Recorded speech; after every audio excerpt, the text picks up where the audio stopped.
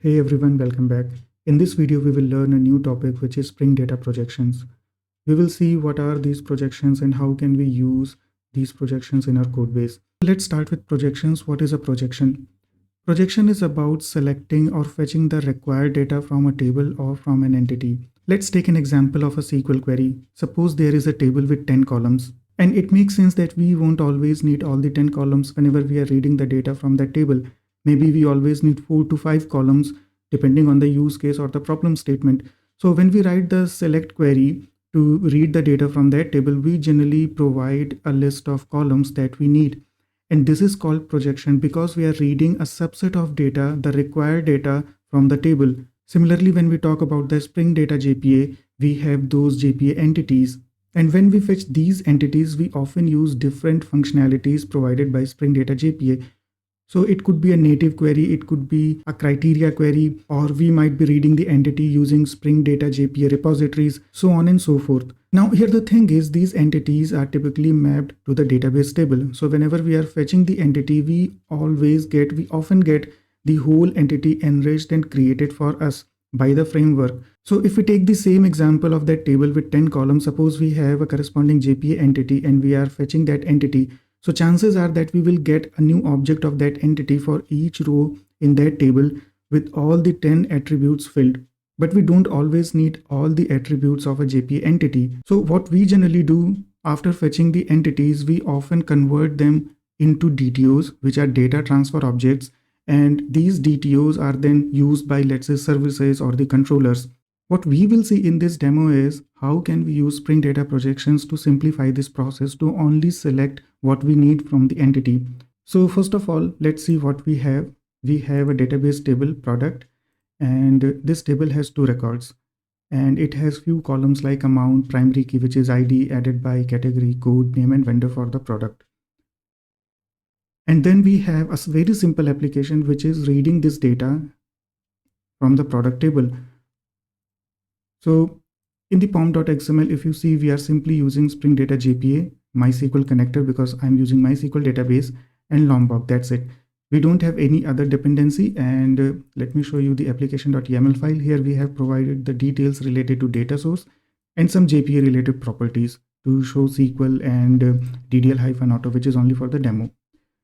Then we have the entity, which is product, and you can see here we have different properties or attributes. All right. Then we have a very simple product repository, which is extending JPA repository, and we have overridden the find all method because I want to show you how to work with projections. So along with this, we also have a DTO, which is a minimal version, a thin version of the product. So this DTO only has 4 attributes: name, code, category, and amount.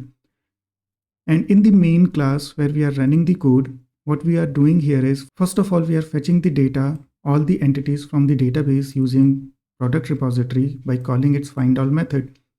And when we have the records, when we have all the products, what we are doing, we are converting these entities to corresponding DTOs. So every time when we are processing a product, we create a new object of DTO, then we set the required properties by getting the value from the product and setting it to the DTO. And then we are returning the DTO. So finally, we have a list of product DTO for all the products that we fetched from the database. So that's what we generally do. You might have seen the same pattern at different places in the code base, like in controller or in services. So essentially what we are doing, we are fetching the entities, and this entity has all the attributes set. Basically, it is reading all the columns from the database table. Then manually what we are doing, we are creating the DTOs by selecting a subset of the data from the entity. It's not exactly a problem in simple cases, but consider when we have a very long entity with many attributes. In that case, even if we don't need all the data, we are fetching all the values from the database. So we are putting some pressure on the database, we are transferring the data over the network, but in the end, we are only using a subset of data. So that's the very problem that Spring Data projections will solve, and we will see how it does so. So if you go back to the documentation, there are 2 types of projections that we will see. The first one is interface based projection, and the second one is class-based projection, which is also called DTO projection, because it uses the same concept of DTO objects, which is data transfer objects. So first of all, let's see the interface-based projection. So what I will do, will create a new interface in the package projections, and we will call it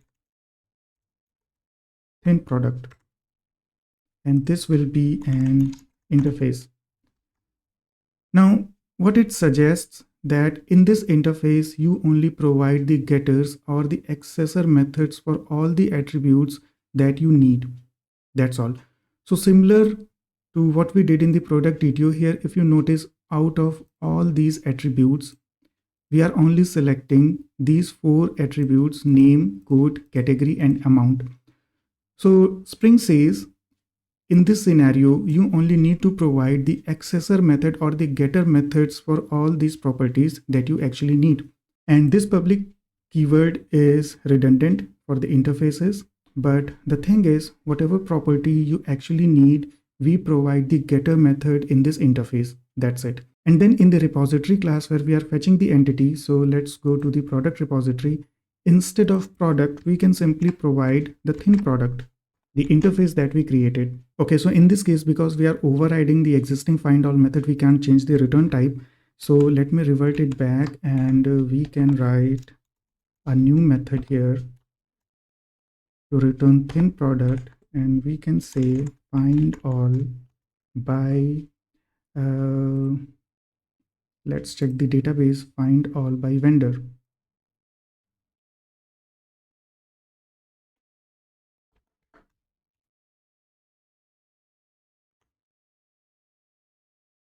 And then we will pass the vendor property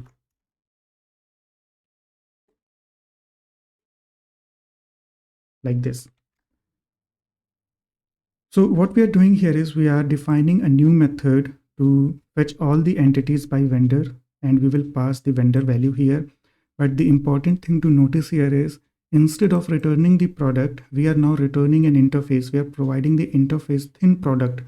And in this thin product, we have only defined the getters of those properties that we actually need, not the whole entity. What Spring will do, first of all, it will generate the implementation of this method. We don't need to do it. This is the plain JPA repository concept. You can also refer this video if you are unaware of this concept. And second, it will automatically create the objects for this thin product, basically some classes dynamically generated, which will implement this interface. And Spring will only fill the required attributes in this thin product. So let's try to use it in the main class. For now, what we can do, we can comment it. And now we will say product repository dot find all by vendor. We will pass the vendor here. We can copy the value from the table like this. And then let me simply print it.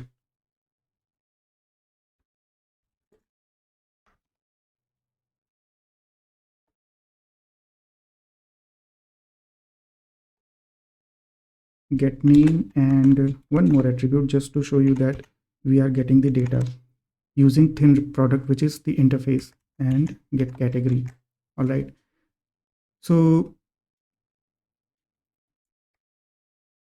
what we did, we created an interface, and then we provided the getter methods for the required properties. And in the repository class, we also added a new method to fetch the data by vendor. And here, instead of using the JPA entity product, we are now using that interface. Then where we need the data, we are simply calling the method by passing the vendor, and we are expecting that we will get properly filled and created objects related to that thin product interface by Spring Framework. So let's run the application now.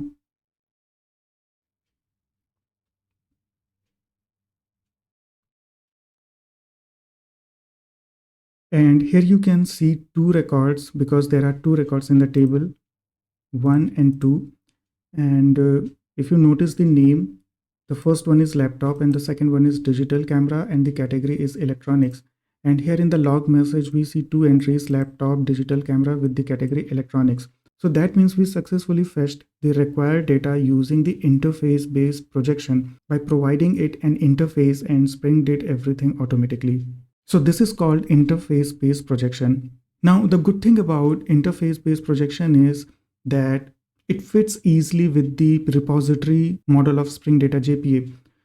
So we can simply provide the interface. We don't need to think about the actual inheritance hierarchy or the type hierarchy. Spring will take care of that. And we also don't need to create the objects explicitly. So in simple scenarios and where we are using Spring Data repositories, we can use interface-based projections. Now let's move on and cover the second projection, which is DTO projection. So in DTO-based projection, we create a POJO or a record instead of an interface. So if you remember, in the interface-based projection, we created the interface by providing the getters of the properties that we need.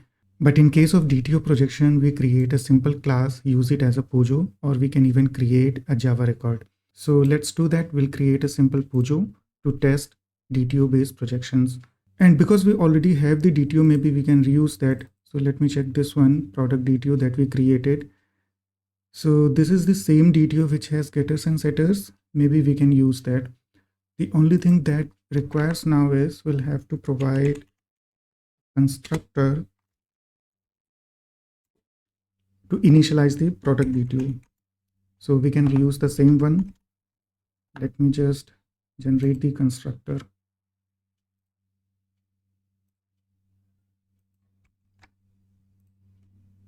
like this. Okay. So we have the DTO, we have the POJO, and instead of this, we can also create the Java record with the required attributes. Now we'll go back to the product repository, and earlier we were using this thin product, which is the interface, and we can comment this one, and we'll use the same method, but this time we will return the product DTO.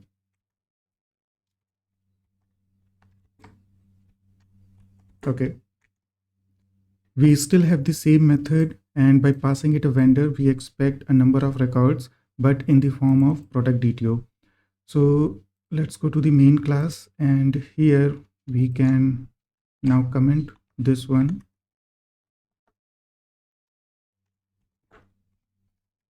Or maybe we don't need to do that. So here we are calling the same method. By passing it a vendor, we are getting some records in return. And for each record, we are using the getter method from the DTO this time. All right. This will be now the object of a DTO, the POJO that we created. So let's see how it works. If we run the code now,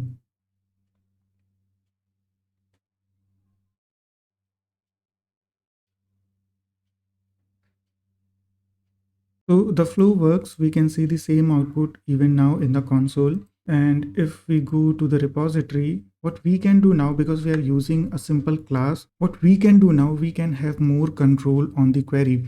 So instead of just relying on the queries generated by Spring Data repository, which is this one, we can also use other types of queries like native query or SQL query using @query annotation.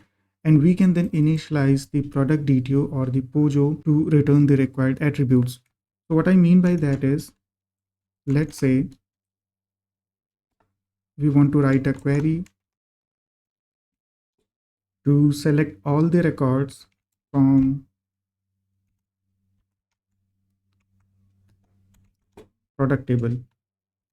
All right. So now what I can do, I can initialize this product DTO here in the query itself.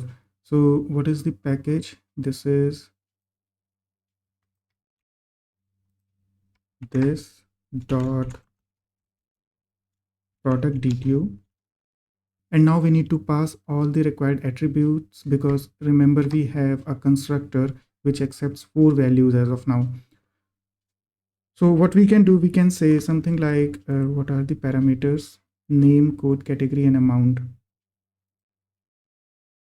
P.name, P.category, code, category, amount.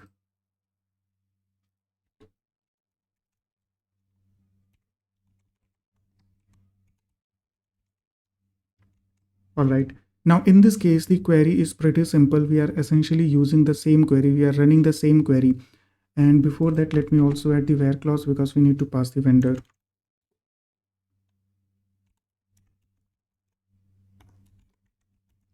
like this. But consider the use case where we have to write complex queries, and using DTO based projections, we can do that.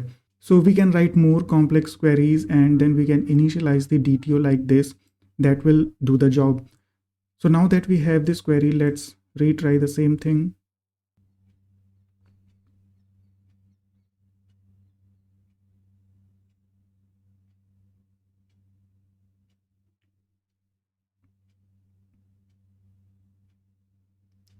And as we can see, it is essentially running the same query and returning the same set of results. So that is how we use DTO based projection. Now, if we review both the concepts in the interface based projection, this is for simple use cases where we totally rely on the Spring Data repository. So if we have simple scenarios where we simply need to generate the queries by the repository, then we can use the interface based projection.